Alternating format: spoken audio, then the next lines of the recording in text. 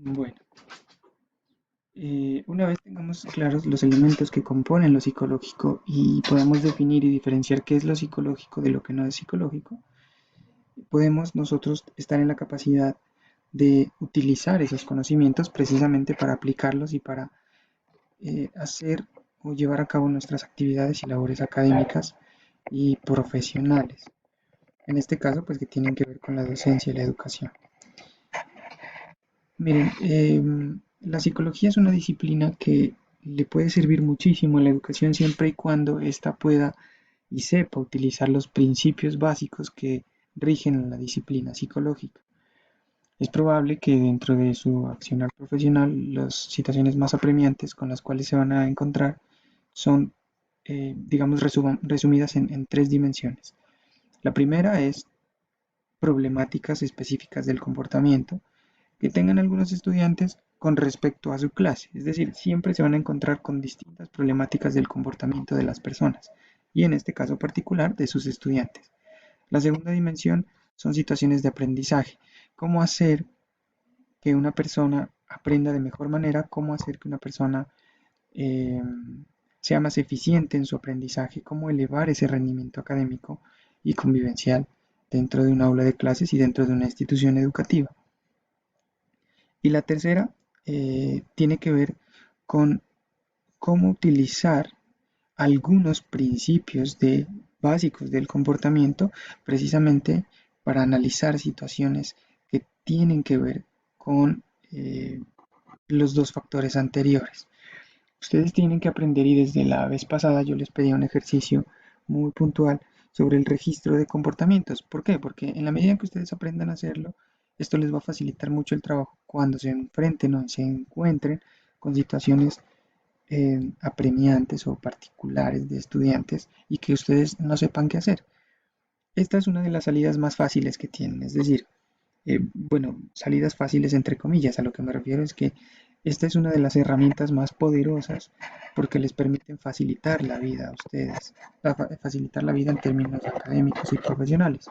Porque en la medida en que ustedes se encuentren con problemáticas con las cuales se van a enfrentar o a las cuales se van a enfrentar y que no saben cómo abordarlas o qué hacer, lo primero que tienen que hacer es pensar en términos comportamentales. ¿Qué está pasando con el muchacho, con la muchacha, con el niño, con la niña? Para dar respuesta a esa pregunta, ustedes van a tener que hacer registros como los que yo les estaba mostrando la vez pasada y como los que en el libro, en las lecturas se encuentran. Registros del tipo que se compone de tres elementos. La primera decía el texto, una situación estímulo o situación estimular. La segunda es un comportamiento y la tercera es una consecuencia. Esto nosotros ya lo hemos visto la vez pasada en el semestre anterior. Yo les di algunas pinceladas de esto para que ustedes entendieran cómo funciona. Ahora lo estamos viendo un poquito más a profundidad eh, y en un momento les muestro cómo se llena un registro para que ustedes lo lleven en su casa porque vamos a tener que hacer un ejercicio sobre eso y para que posteriormente ya que lo aprendan a utilizar pues esto sea una herramienta para ustedes. ¿Listo? Entonces el primer elemento como les decía hace un rato precisamente es eh, una situación estimular o un estímulo. ¿Sí? Como dice aquí la diapositiva pues es el primer término que se debe identificar. Perdón, es el primer término que se identifica después de haber identificado el comportamiento, es precisamente la situación estímulo. Hay que definirla objetivamente. ¿Qué quiere decir eso? Que hay que definirla en función de situaciones observables, ¿no? Porque, por ejemplo, o más bien, el ejemplo claro de esto es que cuando usted observe el comportamiento de una persona y ya lo tenga identificado el comportamiento, procederá posteriormente a identificar la situación estimular. Pero para ello usted tiene que describirla de tal manera que los demás, otra persona que lea su registro o una persona a quien usted le vaya a explicar cuál es la situación estimular, le quede completamente clara. Eso quiere decir que nosotros excluimos siempre de este tipo de registros aquellas cosas que no se pueden observar. Por ejemplo, usted no puede decir la persona estaba pensando, no sé, en comprar un carro como situación estimular. ¿Por qué? Porque eso no lo puede observar usted. Eso es decir, ninguna persona, nadie puede observar los pensamientos de otras personas. Eso es imposible. Mejor sería decir que la persona, por ejemplo, estuvo observando páginas en internet sobre los precios de autos. Ese sí es una situación estimular que se puede observar. Entonces recuerden siempre eso, se define de manera objetiva. Em, el segundo elemento, pues, que ya que debe estar identificado siempre de primero, aquí se lo pone de segundo porque es el segundo elemento dentro del registro, pero para identificarlo este siempre es el primero y es el comportamiento. Aquí como dice, pues, em, en esta diapositiva, cuando uno identifica la situación a estimular, uno responde a la pregunta ¿qué ocurrió antes de ese comportamiento? ¿Cuál? El que ya tiene identificado.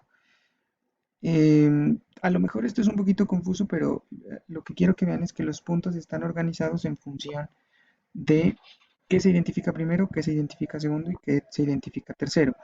Pero posteriormente nosotros vamos a ver que en el registro conductual que vamos a hacer, usted primero registra la situación estimular, luego el comportamiento y luego la consecuencia, que es el tercer elemento. Bueno, volvamos al segundo que dice aquí que qué ocurrió antes de ese comportamiento. Esa es la pregunta clave para identificar la situación estimular. Siempre usted se va a ubicar es qué ocurrió antes de ese comportamiento. Si la persona hizo algo, ¿qué ocurrió antes de eso? Lo que sea, o sea, todo es relevante. Entre más situaciones estimulares tenga, pues es un poquito más completo el análisis. Obviamente situaciones que pasen de manera contigua en el tiempo. ¿Qué quiere decir eso? Que si el comportamiento se presenta ahorita, usted va a decir qué pasó antes, pero inmediatamente antes, no un día antes o una hora antes, no, sino en la medida de lo posible, inmediatamente antes de que se presentara ese comportamiento. ¿Listo? Bueno, el tercer elemento de, de lo que estamos haciendo eh, es la consecuencia. Y para identificarla, usted se va a preguntar qué ocurrió después del comportamiento. Y siguiendo el mismo criterio de lo que les decía anteriormente, es decir, ¿qué ocurre inmediatamente después de que una persona presenta un comportamiento? Como dice aquí, pues la pregunta nos ayudará a identificar esa consecuencia, que a veces no parece ser muy clara, sí, pero en la medida de lo posible, mientras usted describa qué ocurre después, inmediatamente después de que se haya presentado el comportamiento o de lo que haga una persona, ese será o esa será una clave, un indicador de cuál es la consecuencia, ¿vale? Bueno, por el momento esto es todo. Muchísimas gracias.